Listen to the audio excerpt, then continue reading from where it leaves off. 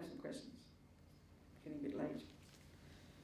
So the moment the indestructible drop splits open, your extremely subtle consciousness, and remember it's like basically a repository, your very subtle consciousness is like programmed with all your infinite past karma, particularly the karma that's now going to throw you into the next life. That's kind of at the front of it, you know.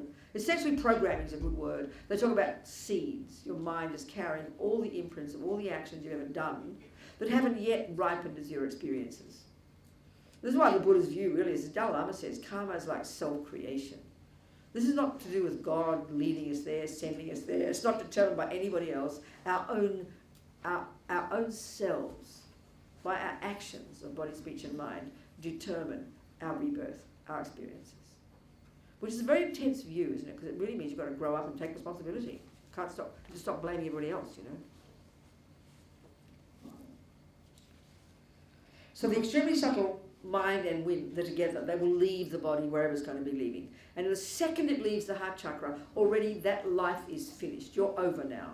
Already you become what they call an intermediate state being. So you've been through these 8 stages, and now the second your very subtle consciousness leaves the body, it's just like now when you're sleeping, you kind of wake up into a dream state, don't you? It's like that. Well, here it's the same, except you're going to leave the body. It's more dramatic. And you're now going to have this intermediate state experience, or Labado, and it's exactly like a dream. It's the same level of your consciousness, but it's a subtle consciousness, and it's a dream. It's like a dream, but of course it's very intense. And even as Rinpoche says, you know, you can even, often people can see, like the people that can in dreams, like I did in that dream. I can see what's going on. You've left the body, you can see your dead body, you can see your family, but because the karma is completely finished, there's no interest in going back. You're finished, it's over, karma's gone.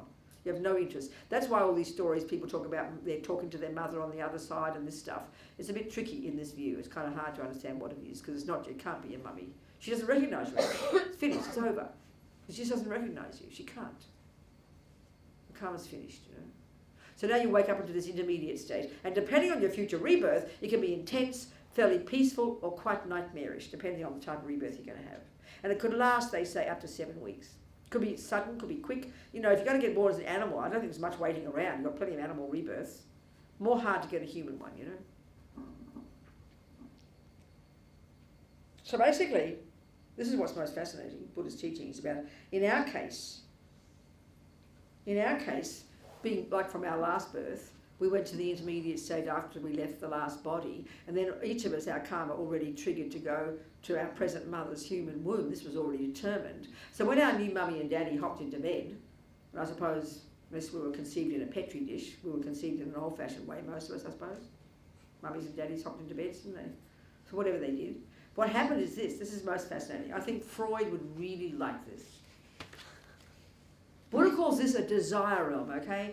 It's attachment over countless eons of lives that has caused us to be born on a planet, in a body, with 5 senses, driven by attachment to get satisfaction through those 5 senses. By doing what? Ingesting the physical world. Basically, the physical world is a bunch of 5 sense objects, isn't it? We crave the 5 sense objects, and this is what runs us. This is called a desire realm. That's what he means by it. Desire, attachment drives us, and you're going to see here, it's what causes us to get reborn. We're full of this intense attachment. And when new mummy and daddy come, this is what they say. If you're going to take birth as a human, you'll see your future parents in sexual union. The karma will ripen, you'll see them there. And if you're going to be born as a male, you'll be attracted to the mother, and you'll have aversion for the father. And it's the other way around for a female. So because of the habit, the karmic imprint of attachment to sexual union, the intermediate state being will want to embrace, have sexual intercourse with the one it's attracted to. But as it approaches, it doesn't see the body of the parent, only the sexual organs, which cause anger to arise. And this anger becomes the condition for the intermediate state being to die and its mind to enter the mother's womb. It's easy to see how ordinary birth is caused by delusions and karma. Okay, it's interesting, isn't it? So, do people who remember their past lives not feel that anger or feel it less? Well, I think if you're a high being, you would. No, I think so, exactly. Yeah. So now I think we can have some questions before we knock off for the night. What's your question? Well, I had it about the craving and attachment. Yeah, the grasping, craving and grasping. That's yes. right. So, I mean, at one level, we crave and grasp for this body. That's right. During dying, when we are craving and grasping, it's for another body, another birth. Is it coming from a realization that that's what we need in order to... No, I understand exactly. I know your point. It's a good point, thank you. In case you weren't here last night, we were talking about the teaching of Rinpoche in this book, saying that at the time of death, these 12 links, this teaching of the Buddha, the 8th and 9th of these links, and this is happening every single second of the day, the way we're creating lots of rebirths every day. This which drives this, which gives rise to this, which gives rise to that. So every second we're experiencing these levels of attachment, which are called two things here. One is called craving, and then a more intense level of attachment is called grasping. So in a simple sense, every day, we're feeling dissatisfied, which is the energy of attachment. And then you have to think of something. What's missing? Oh, then you go, chocolate cake. And your little bell rings in your head, the light bulb goes on, then you think it, and that's craving, and then in daily life, and then you get up to get it. That's grasping. Do you understand? So at death, this craving and grasping play a very powerful role. Shockingly, because we're not expecting it. And really intense extra. So what happens is, the craving is just naturally, because, if we look at the function of attachment, it's multifaceted. This is very important to understand. That'll answer your question. One of the functions of attachment, the most deep one in us every second, is never feeling like we've got enough. Always feeling like we're missing something. This is aching hole. And it's usually, I'm never enough.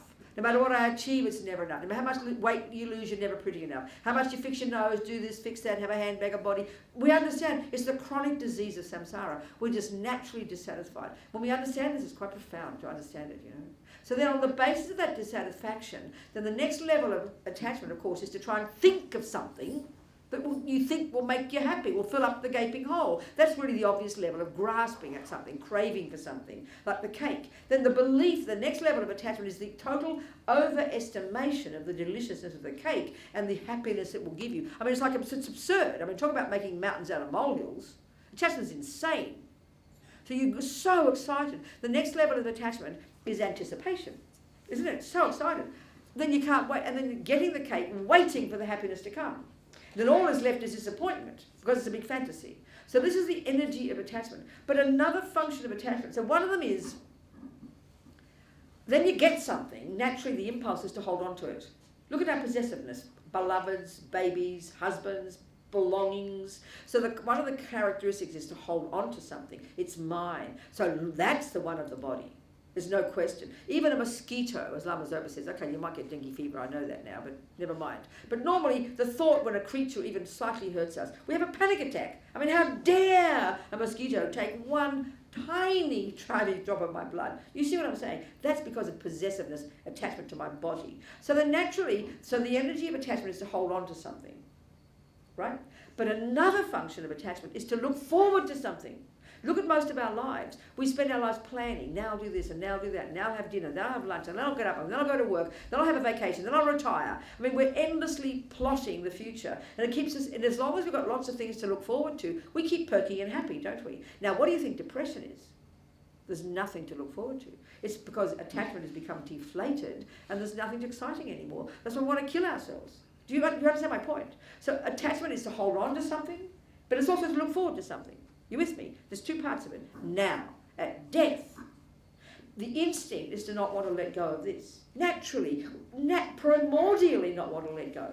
Because it's all you know. And especially if we've never thought of rebirth, if we've never thought of heaven, whatever our view is, and if we only have a scientific materialist view, then literally there is nothing to look forward to. So no wonder death is so scary. Because we already know we can't hold on to this body. We now know it finally, no matter how strong you try to hold on, you're going to have to leave it. So that's why it's so terrifying. And if you don't have anything to look forward to, then it's even more terrifying. Can you only imagine? So all Lama Zopa is saying is, and he said last night, that's why, Venerable Kabir said it, when I first heard Rinpoche say this, my friend who read my manuscript said, Rinpoche can't be saying this. Because we all go, Buddha said we've got to give up attachment. You shouldn't have attachment. I'm a naughty girl for having attachment. And there's Lama Zopa saying, you need attachment. It's skillful means. You can't, the point is about there's no point in holding on to this body. You finally can't hold on any longer. So why not trick yourself into looking forward to the next human rebirth. Then you get distracted. It's like a kid. Doesn't want to have this, but you distract them with that. Then they'll run to that one because you're tricky, you're being tricky. It's just being tricky with your mind. It's really helpful to understand this. So that's why one of the key things to do with your loved ones, as Rinpoche says, one of the sections is what to talk about. Well, there you are freaking out. You thought you've been a lousy mother. You think your husband hates you. You're so guilty. You did a bad job. Your mind's distressed. You're dying anyway. So what are you going to talk about to your beloved mummy? Tell her what a wonderful mother she's been. What a lovely wife she's been. What a good grandmother. You make them blissful. And then, if she loves God, if she's in a heaven, Jesus, or I don't know, whatever you want, talk about how lovely heaven is, how beautiful God is looking after, God's looking forward to you. Your loved ones are there. Be tricky, so they can relax and look forward. It's skillful means. So, of course, if you're a Buddhist, Rinpoche said, just as finished, last night, this grasping, this monstrous grasping that comes out of nowhere, unexpectedly, if we are practiced in planning for a future human birth, and that means throughout our life. You might as well, we love planning. We plan for everything. Why not plan for your next life? It's so logical, but it sounds almost hilarious, you know. It sounds funny, embarrassing. Oh, I'm planning to go to another human rebirth. And when you tell your friends you're planning to go to heaven, they think you're ridiculous because we're all so cynical, you know. But why not? Think about it. So then you're grasping what's going to arise will trigger a seed that will be a virtuous one. Straight to the next human rebirth. It's skillful means. Are you saying that unconsciously that's the next chocolate cake? That we will be creating? Not even unconsciously. No. It's not. It's more simple than that. It's more simple than that. Not for the master who can... No, but what are you saying? Say it again. What are you saying? You're saying it's one of the things that happens as we die. Do we automatically start looking for the next rebirth because it's the next thing to enjoy? No, only if you train yourself. Because you see, the fear of losing this one is so overwhelming if you've never thought of another rebirth, if you've never thought of heaven, if you've never thought of God, if you've never thought of a pure land. You only want to hold this. There is nothing else, and that's why you go mad. So at least if we're Buddhists, let's say Buddhist, you train yourself to remember what kind of rebirth do I want anyway. So you better practice virtue because that's the cause of it. And then you get used to thinking that. And at the time of death, you trick yourself into looking forward to the next rebirth. And you're able to let this one go. It's skillful means. It's just skillful means. Do you understand? Now it's very interesting. Yes. So a yogi will not do that. A yogi knows exactly what they're doing. He'll go for the clear light. They'll go for the clear light and they're able to stay there and meditate. They're in complete, or they will know exactly what their next rebirth is, and they planned it. They know exactly where they're going to get reborn. They're completely in charge of the process. There's no fear. They're cool. You understand? So at least we have to trick ourselves. We're not that advanced. Hang on a second. Yes. Could you touch on the small deaths in the intermediate state? So that after 7, this is... Oh yes, Rinpoche says, what he says basically, what they say in the teachings basically, is that, they say, the descriptions in the text are far more elaborate, he just touches on it here. But let's say we're in our case, we were destined to go to this mummy's human womb before we stop breathing. So our intermediate state will have a subtle physical body, like we do in dreams. It's the subtle wind energy, and it'll be in the form of our future life. We'll look like a human. But after 7 days, if mummy and daddy haven't hopped into bed yet, you'll die in the intermediate state, and then have another little wake up for another 7 days, and another until eventually mummy and daddy hop into bed. But you don't take a physical... No. It's all in the intermediate state. And I think it's described in much more detail in many of the texts, Yeah, that's what they say about it. Yes, darling. I'm also a doctor. I'm a psychiatrist. You what, darling? I'm also a doctor. Oh, okay, good. So you're I'm a dealing with the dying. psychiatrist. Who? I'm a psychiatrist. Okay, good. Go.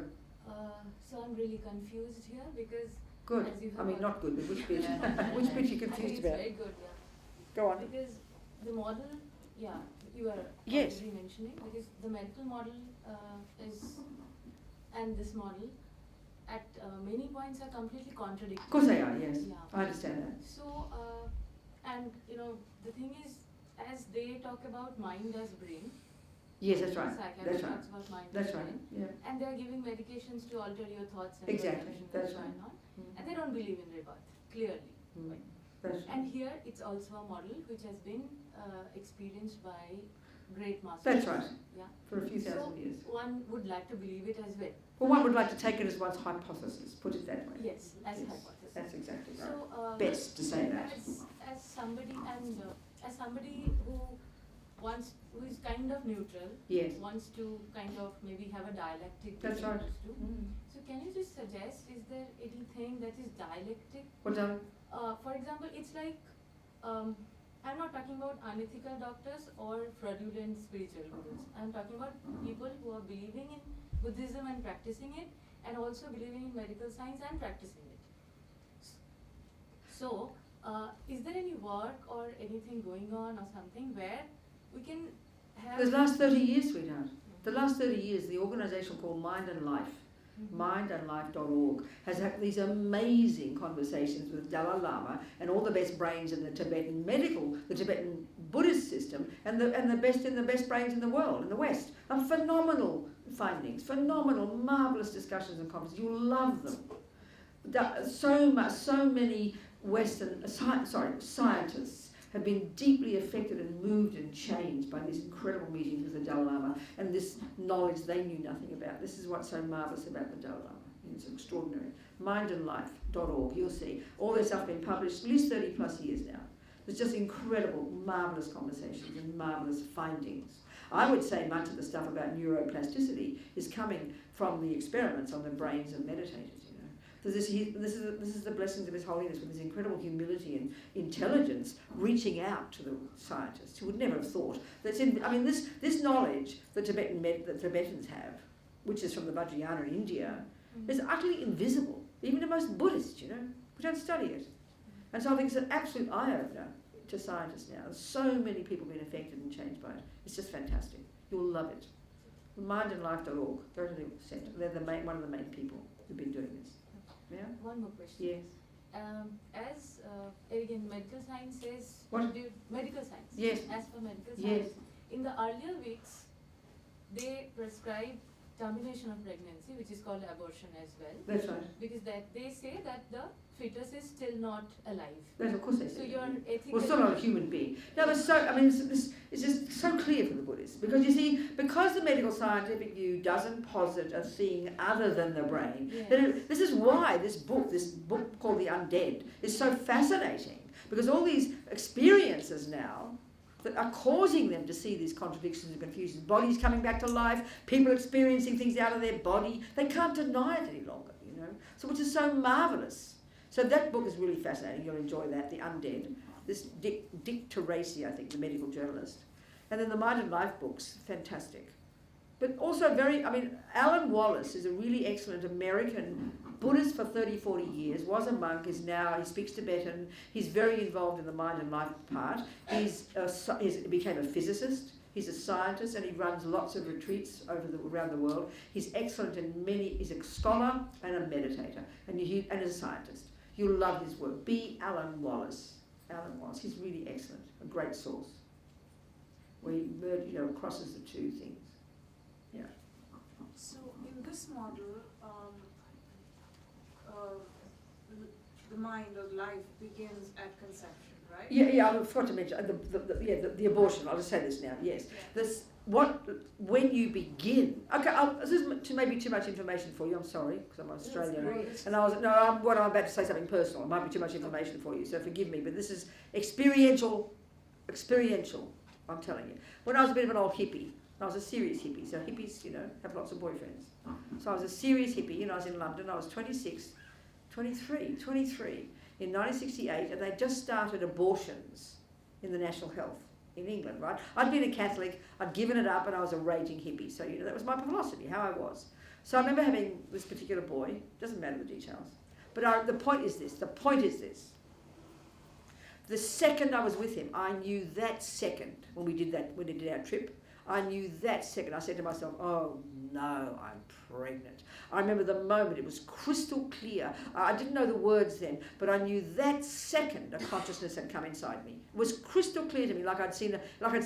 And I haven't never had that experience since, because I never got pregnant since. But it was absolutely certain to me that I was pregnant. That's when the consciousness comes in. You leave the intermediate state after your death. My new mummy and daddy hopped into bed, or in this case, this consciousness, who had karma with me. I hopped in bed with this boy, Rob. I remember his name was Rob. I remember I remember I was living in London, 1968, and I was earning like £12 an hour, a month, or a week. My wage was like miniature. And I was jealous of this. I thought I was so impressed this boy had £1 an hour. I was really impressed, you know. I remember those details. I didn't like him that much, but I was a hippie, right? I didn't dislike him. But it was crystal clear experience. Because that's when the consciousness goes. Pretty much then. When the egg and sperm come together, the Buddhist view is what keeps them together and not go down the toilet is the entry of my consciousness, this little person's consciousness from the intermediate state. They had karma with me, they saw me with this boy, they came running like a magnet, zapped into the egg and sperm. That's when consciousness begins. So yes, by definition, it's a human being. Okay, it mightn't be viable. Of course, that's the word they use, I know that. But the point is, because we don't posit a consciousness, then there's always the dilemma. When is it a human? When is it not a human? I remember one of those, when I was a feminist at the time, and I remember there's a lot, I never supported abortion, oddly enough. I never cared about abortion, even though I had this abortion. But I remember feeling, I remember feeling very depressed. I never got depressed. I knew I wanted an abortion. It was all I know is I didn't want a baby. All I could visualize was a person walking around in my life and I didn't want them. It was crystal clear for my mind, you know, so I just wanted to get rid of it, you know. But what happened was they didn't do the D&C properly. And the poor little thing was 12 weeks old. They had to cut it out again. But I was really depressed, but I never thought of it as a human being. It's kind of curious, isn't it, how we are, you know. Anyway, never mind all that. That's my own personal experience. But the thing is, it's clearly not viable, obviously, but the viability isn't the issue.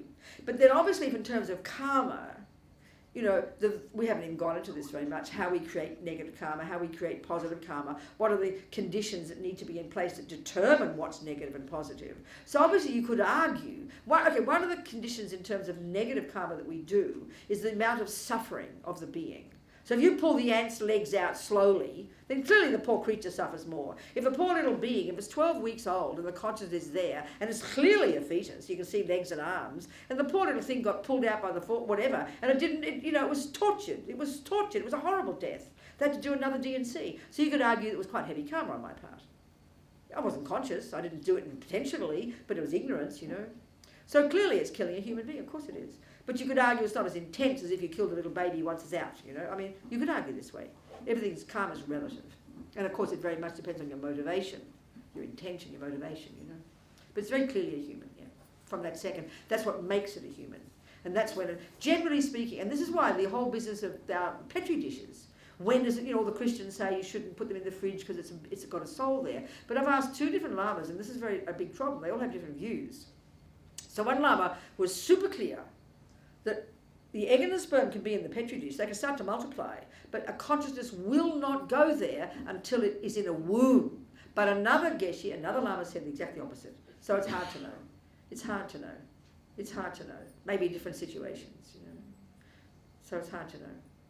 The first one makes sense, so then you can just tip the eggs and sperms down the toilet. They're not a person yet, because there's no consciousness there. And that's why when you posit this possibility of there being a consciousness that is not physical, that as even this doctor, I quoted you, this doctor in this book, because of all these different things that are coming, I can say with certainty that consciousness is not a function of the brain. I don't know what it is, he said, but at least that much. So I think that's already marvellous. People are questioning. But it's hard because you can't see a consciousness. You can only see the indication of a consciousness. But at least people are questioning now. Well, that is fantastic. That's why this book's so good. Do you understand? That's why these discussions with His Holiness are marvellous. And that's why these amazing scientists are so open to him, because he's so powerful and so charismatic. He touches their hearts very deeply, you know. And I remember that he jokes now about, you see, what happens is the great meditators can stay in their body for many days to meditate at the clear light level. You can't see there's a person there, but they can, and the body won't get rotten, of course. It shrivels. I remember Lama Zopa I saw a photo of one yogi. I think he stayed in his body for like maybe several days. So I saw photos of him. Often they sit in meditation to die, and then they go through the process and they're in charge. So there he is with his meditation cloak on. The first day, looking all kind of perky, his little head over, he's dead, right? But by the 5th day, his little shriveled little head, because the body will shrivel dramatically, but it won't rot, because the mind is still there, which is interesting. So anyway, the point is, what was the point there? I forget the point. Doesn't matter. So any other questions, people? Yes? So what happens when take you through a certain path and make you imagine things, and you may be able to recollect. Remember, yeah, that's very not uncommon. Like, so Of course. Is that you driving the subtle energy there? Or? No, I think, no, okay, this is very interesting. The Buddha's view is this. First of all, if we can imagine our consciousness goes back and back and back and back and back. We've had countless past lives. Let's just take that as our given here, okay? Now the Buddha's point is this, and this really helps us understand why we can have these experiences, why we can have dreams, why we can have visions of the future, why we can be, clairvoyant, is because whatever any sentient being experiences, everything is stored in the mind. It's like everything we've ever had, every experience is stored in our consciousness, in our subtle consciousness. That's why eventually, as we progress spiritually, and as we get rid of the grosser levels and purify our minds and get single point of concentration, we can literally see the past, see the future, precisely and clearly. Not at the moment we have these random, maybe I was an Egyptian princess 14 lives ago, like pops out of the blue, But this is crystal clear clairvoyance. And this is why, because we've stored everything in our minds. And the subtler level of mind can do that. Do you understand? So we can have, lots of people have these experiences. Sometimes it can be a bit weird because we're not sure if they really are accurate. But there's something I saw recently on the YouTube, some young American woman whose mother left when she was very little and she always got depressed. She had to look after daddy, look after the kids. She seemed like a very sweet girl, but she always got depressed. And eventually she got married and then she had babies and then she tried to kill herself. Well, this is what she reported, and I find this fascinating, and this is fitting with what I'm saying here. She reported she had she didn't die, obviously, she came back, but she obviously went into her subtle consciousness, but she had this crystal clear visions of every major event in her life, starting from her birth. Crystal clear. But the other, which is already the point, to make my point, because all that information is stored, but we just don't remember it. That's it. That's all it is. And that's why clairvoyance is completely reasonable if you take this view. We can get clairvoyance. When we start getting a single point of concentration, everybody can have clairvoyance. Lord Buddha says we've had clairvoyance in many lives. We've been spiritual practitioners. It's the ability to see the past and the future. And Buddha often says if we really have to help people, we need clairvoyance to really see their past and everything, you understand, to really be skillful. But this woman, extra experience, who I found was amazing. Not only did she have crystal clear memory of every event, a major event in her life, but the point was, it was so moving, every experience, she experienced it from the point of view of the other person. And now that's empathy. She had this ability to have total empathy with the other person, because she's always miserable about her mother, and so it completely changed her mind. It's like Tonglen. It's phenomenal. It's like sort of exchanging self for others. She had this, every experience, she saw it she felt it from the point of view of the other person, which is complete empathy. I thought that was mind-blowing, Is this when she tried to kill herself? That's what I'm saying, when she tried to kill herself, yes. Then she woke up and I bet she served God, She was so happy because she called it God. She had visions and somebody talked to her. And of course she calls it God because that's her karma, Just call it God, not to call it Buddha or something. That was fascinating. But we have this ability. And that's why the Buddhist view, it's nice to be able to remember, but if we can use the logic of karma to help us know theoretically why things happen, then eventually as we progress spiritually, we will actually see it to be true. Because nothing goes astray. I find that very fascinating. One Lama, Geshe Tashi in London, he said it's like we're taking pictures all day of everything we ever experienced, and then we store them in our mind, and the next life we develop the pictures. That's our life. So this life is like, or a movie. This life is playing out the movie that we made in countless past lives, We create these lives. It's our past lives, and we created them. It's very fascinating. This is part of karma. It's a very interesting view, Do you understand? Yes. You were talking about going back. Yes, going back. What do you mean? As in Just now. Past. Yes, right, seeing past, yeah. What if one is in a position when there is someone you're very close to, like a father, and he's hale and hearty and there's nothing wrong with him, and you can see his death. You can see that you can feel... Well, that's called clairvoyance, darling, of course. That's called clairvoyance, yeah. You can just know of how course, he's going lots to of die people, lots of people what's going to happen precisely. after his death. That's lots of people have experiences like that. Yeah. So what do you think you would do with that information? That's the key point. What's the action point for you? True. What is it, do you think? What would you think of? Well, I was 30 when this happened to me, and my father went in 2 months, so I didn't even have time to process I understand, yeah. But I saw understand. that he's going to go, and I understand. saw what I'm am going to do when he goes. Well, there you go. It's called clairvoyance, darling. I didn't have time to process I understand it. that. It was just I 2 understand. months. But I'm still trying to understand It's called- what it was. It's called clairvoyance. You see, this is what's interesting. Okay, Buddha says that the workings of karma, as we're discussing, it's a natural law. Keep remembering this is a very powerful concept. We're so used to spiritual teachings being like beyond, God, faith, unprovable, aren't we? This is a default assumption, especially if we're scientific. It's an absolute assumption, an absolute faultless assumption that you can't prove what's called spiritual. Wouldn't we all agree here? We're addicted to that. Now, the Buddha's view, if you listen to this carefully, if Buddha doesn't assert a creator, then you've got to ask yourself the question, where does his information come from? You've got to ask yourself that question. So that either he made it all up, which is pretty insane. Do you hear my point here? Or it's his own experience. So if it's his own experience and he's a human, that means I'm a human. That means I can do it too. You've got to think this through. It's really solid logic. Are you hearing me? Which means, just a minute, which means you've got to posit the possibility that your consciousness isn't your brain. You've got to do it. I mean, we're intelligent people, but just we don't like to think certain things. You've got to posit that. Otherwise, Buddhism is a complete farce. It's like hilarious. You get my point here? So therefore, if when you do understand and take this view, your consciousness is not physical, goes back and back, got subtle consciousness, gross consciousness, all this model, it kind of ticks the boxes. When it answers, at least theoretically, why you can remember things. How come this? Birth is this. Conception's that. That's all I can say. That's why I keep saying this is my working hypothesis. And because I have to teach it every day, I'm lucky, I'm so grateful, and learn it every day, pennies are dropping for me all the time. And then eventually, when I get clairvoyant, I can then prove it. I'm in no hurry. I am enjoying time with Buddha. If he's wrong, I don't mind, you know. You've got to have that attitude.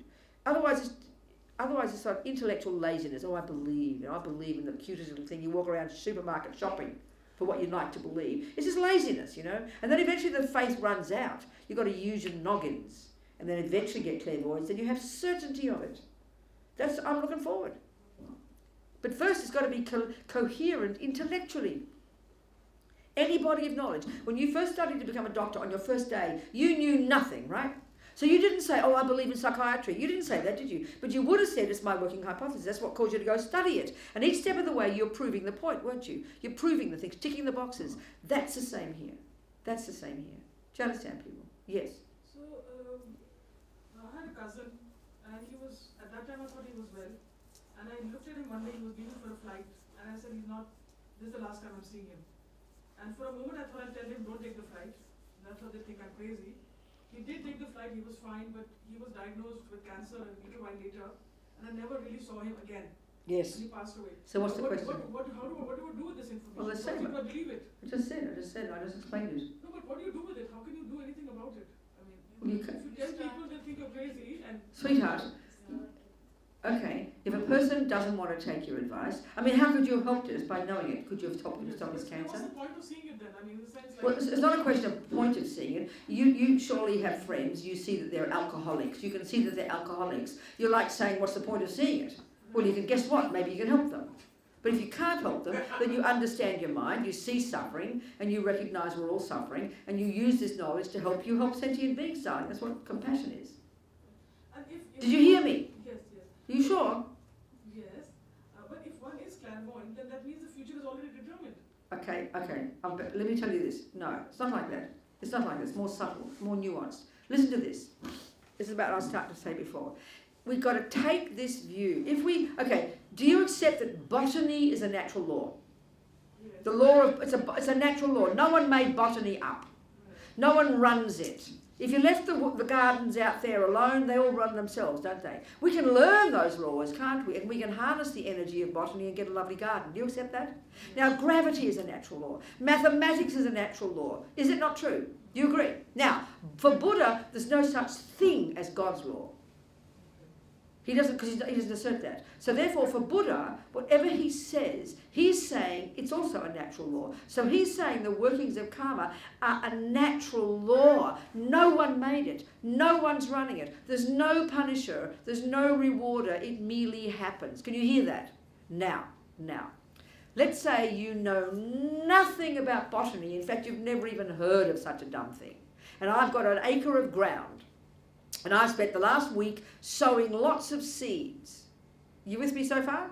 Now, you know very well that I could, you didn't know then because you pretend you don't know about botany, but you know if you know botany, that I can proceed to describe to you how it will look in 5 years. Couldn't I?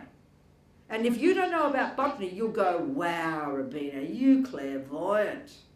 I'll say, no, darling, I just know the laws of botany.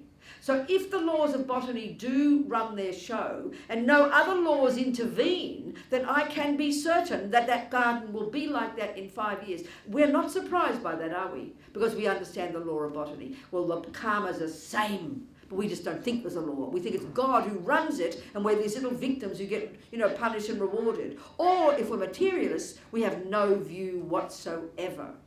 So if you've got the view of karma, Lord Buddha says, of course you can predict in 5 years, given the way karma is now, you can predict exactly how it'll be. But there are 30 million variations of what could happen and might happen. Of course you can do that. And then when you know the law of karma, which is a natural law, then you can adjust it and change it. I can pull out this weed and grow that flower and nourish this one. It's a natural law. That's the thing we've got to get in our head, not just another version of God, This is a massive point, actually. It's quite shocking initially.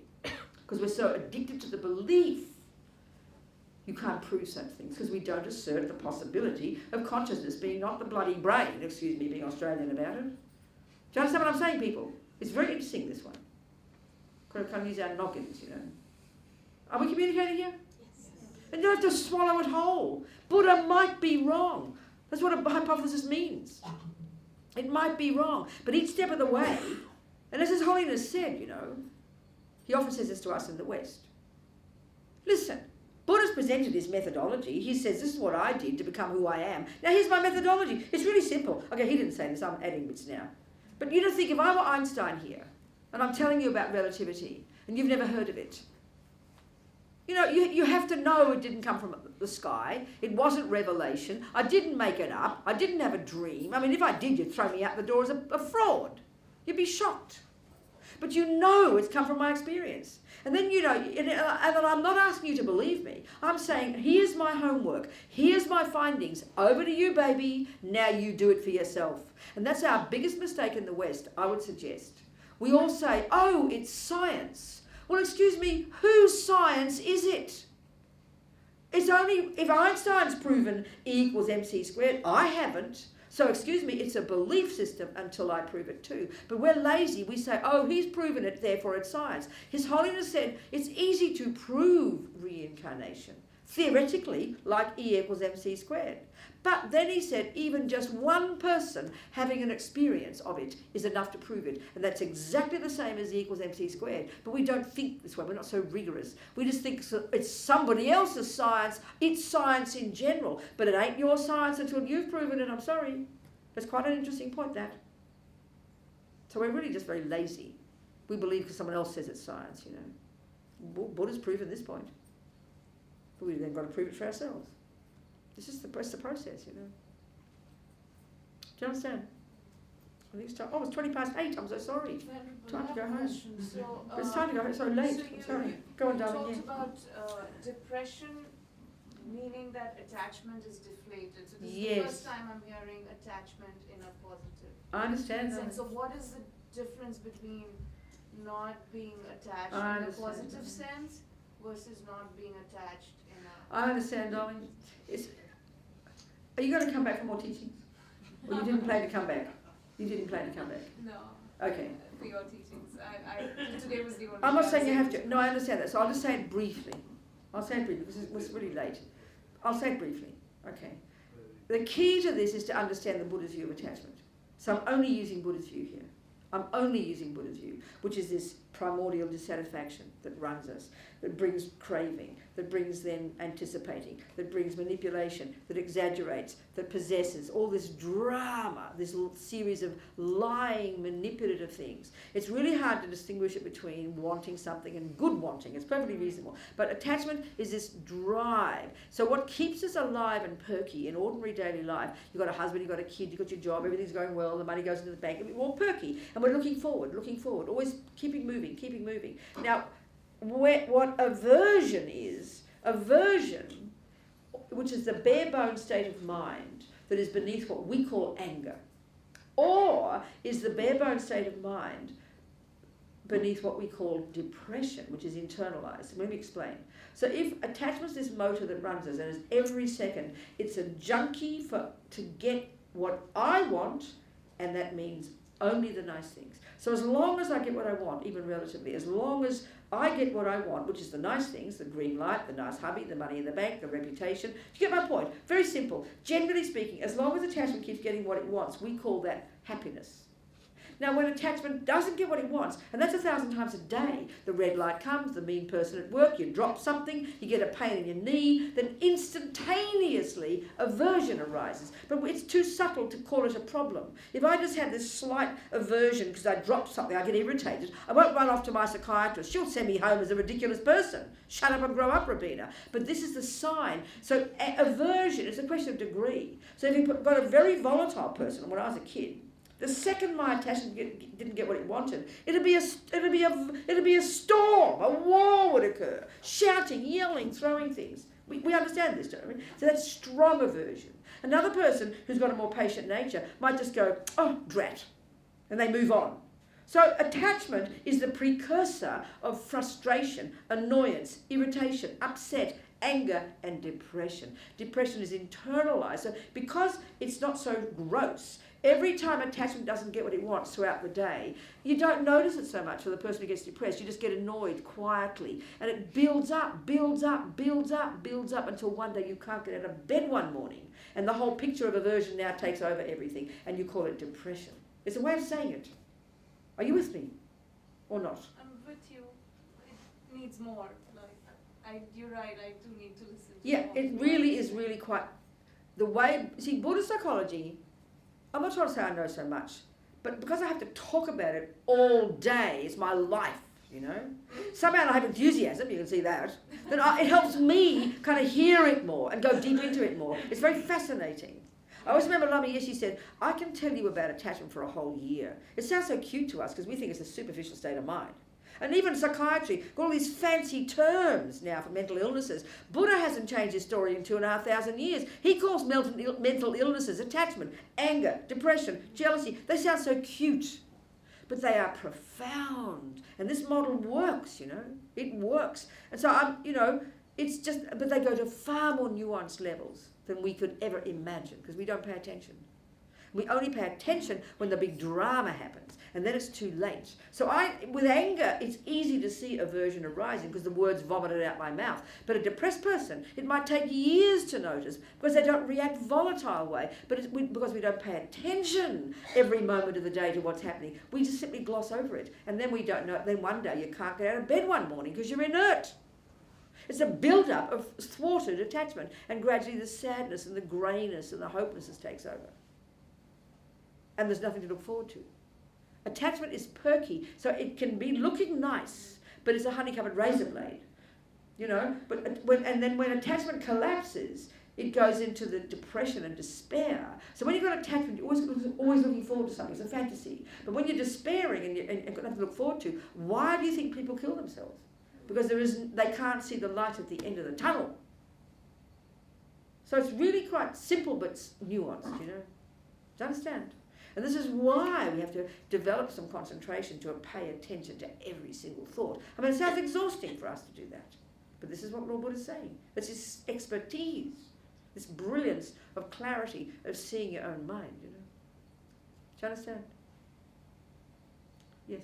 I want to know the effectiveness of saying mantra and prayers when a person, two persons, one normal and one deaf person dying.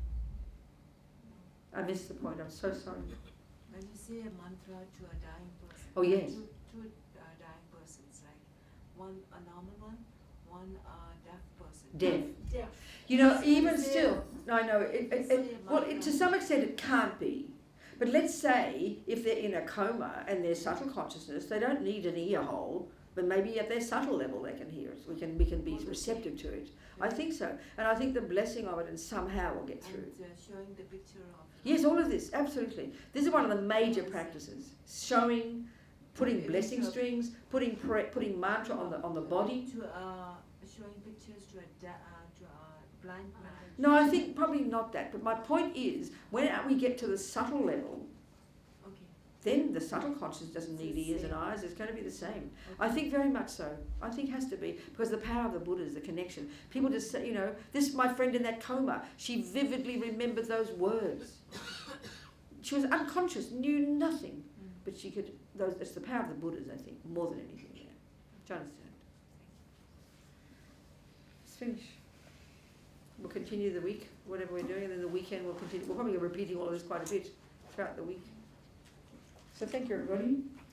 All these. So even though we don't remember 99% of what we've heard, including me, I promise, it's all gone in. So we're very happy about it. It's all stored. So we think we'll do some practice at the end of the day. We'll nourish these seeds. We'll keep moving. We'll keep practicing. So we never give up. So we develop our marvelous potential. So we become a Buddha. So we can benefit sentient beings, no matter how long it takes. Jangchub semchog rinpoche ma kyepa nam kegyuchik kyepa nyampa mepa yanggong negong du navashok. Okay.